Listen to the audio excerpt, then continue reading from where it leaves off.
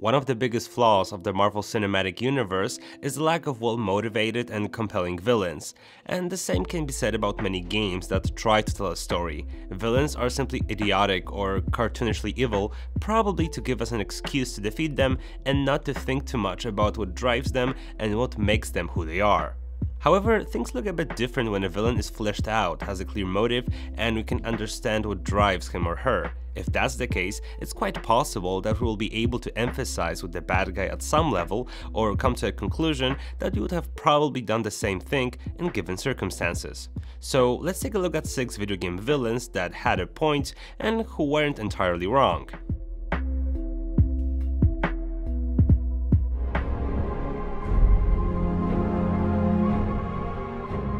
Batman's side of the DC universe is full of intriguing rogues, such as the Joker, Hush, or the Court of Owls. Next to that, however, the Caped Crusader has to often face enemies that are just, well, plain silly, like for example Kite Man. Lucky for us though, in Warner Bros. Montreal's prequel to the Arkham saga, Arkham Origins, we got to face one of the best baddies from DC Comics, Anarchy, who, as the name would imply, is an anarchist who just so happens to have an affection for blowing stuff up. Surprisingly, after we defeat him, instead of the classic rant like, "I'll get you next time, Batman," the masked anarchist starts to point out flaws in Batman's methods and criticize his actions. According to Anarchy, Gotham needs more radical measures to change for the better, and well, it's hard to completely disagree. Batman's ideals and methods have long been a topic of debate, and seeing that most of the villains he captures eventually break out of imprisonment and cause even more havoc, it's easy to see that Anarchy has a point. Best of all, however, he also says that Batman and him are quite alike, and realizing that bombs aren't necessarily the best solution to the city's problems, Anarchy even suggests that they should team up, as the Dark Knight would make for a good mentor. And seeing how ever-growing the Batman family is, I think it's quite possible that they will team up sooner rather than later.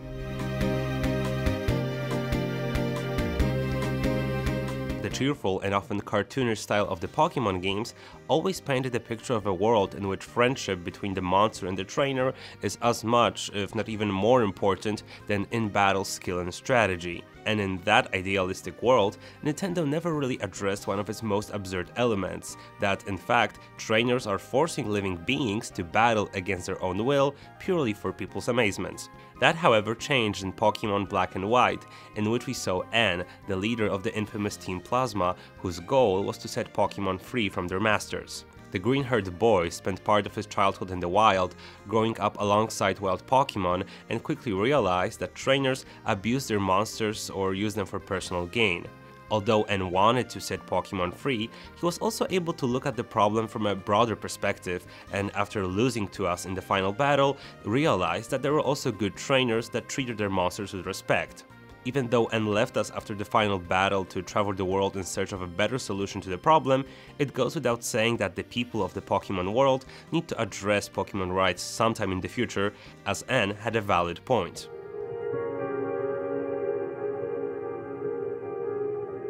Shortly after a brief prologue exclusive to our race and class, in Dragon Age Origins, we ventured to Ostagar, where the proud King Kalen wanted to destroy the incoming Darkspawn army before its invasion had even begun. The naive and overconfident king was soon betrayed by one of his most trusted generals, Loghain MacTeer, who grew up and fought alongside his father, the late King Maric.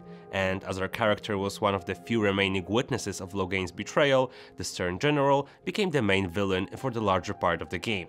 It is only when we reach the later parts of our adventure that we get to hear Loghain's version of the story, and the backstabbing villain quickly turns to a rather tragic character. Loghain opposed the young king from the start, as he was well aware of the danger the invaders posed all along, and knew that a glorious victory, like from a bard's song, was out of the question. Loghain knew that Kalen's childish actions were driving their army into a slaughter, and so, as to minimize the losses, he chose the lives of his men instead of loyalty to his ruler. Judging Loghain at the Landsmeet, it's hard not to agree with him and even recruit him to our party, because without a doubt, he made the right decision back at the start of the game.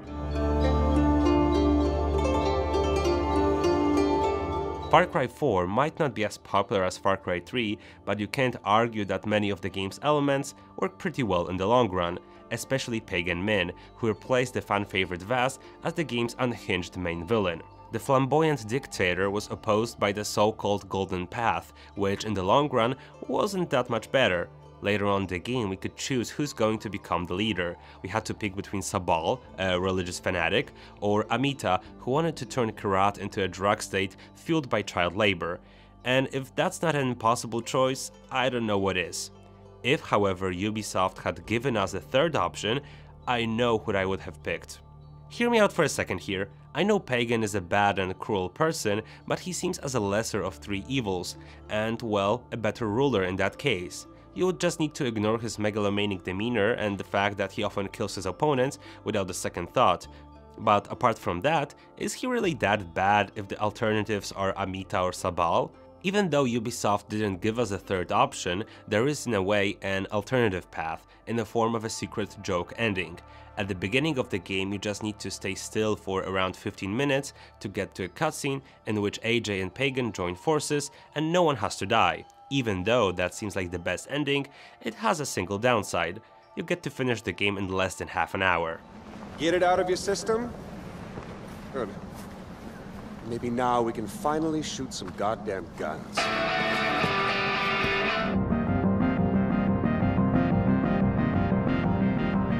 At the start of the first Mass Effect, we got to know Saren, an elite member of the Spectres who by any means didn't act like an elite soldier should.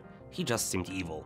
As it later turned out, Saren was being controlled by the Sovereign, his spaceship, which was in fact one of the Reapers, an ancient synthetic race that every once in a while purged the galaxy of organic races. The invasion of the machines was being supported by the so-called indoctrination, a process that involved slowly taking control of a certain organic life form whose sole purpose was to act as an agent of the invaders.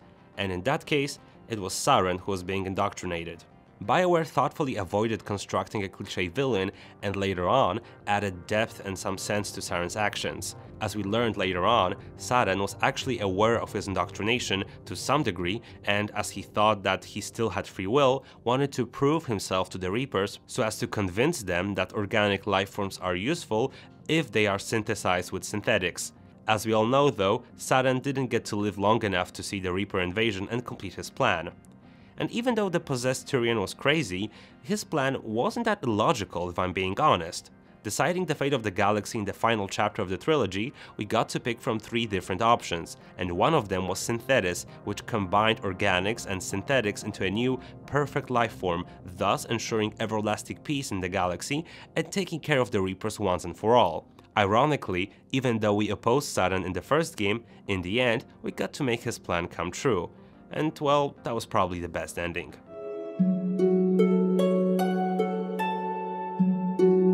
Fable's morality system always seemed more like a joke rather than a good gameplay element. In the series, we were either a paragon of virtue or the worst scumbag, and there were no options in between. That, however, changed a bit when Lionhead decided to spice things up in Fable 3, in which we got a chance to become the King of Albion. To sit on the throne, however, first we had to overthrow King Logan, who seemed to do everything in his power to make people miserable and keep his pockets full. Only after, when we became the ruler, did we realize that Logan wasn't acting the way he did just for the sake of being evil. Trying to be a better ruler than the previous monarch, we could help our people, but at the cost of our ever-shrinking budget, without which it was impossible to fend off the incoming invasion of the forces of evil. So, in other words, we were either a beloved king, but everyone died in the end, or we were just like Logan, but we got to save our people in the end. And sure, Fable 3 wasn't perfect and was a bit cartoonish in the terms of the good and evil divide, but proving that Logan was right all along, the game showed us that it's not so easy to be a ruler, and what the people want us to do isn't always what has to be done, because sometimes several things have to be sacrificed for a greater good. Okay, that's it guys, thanks for watching. If we missed something, let us know, and I'll see you in the next one. Take care.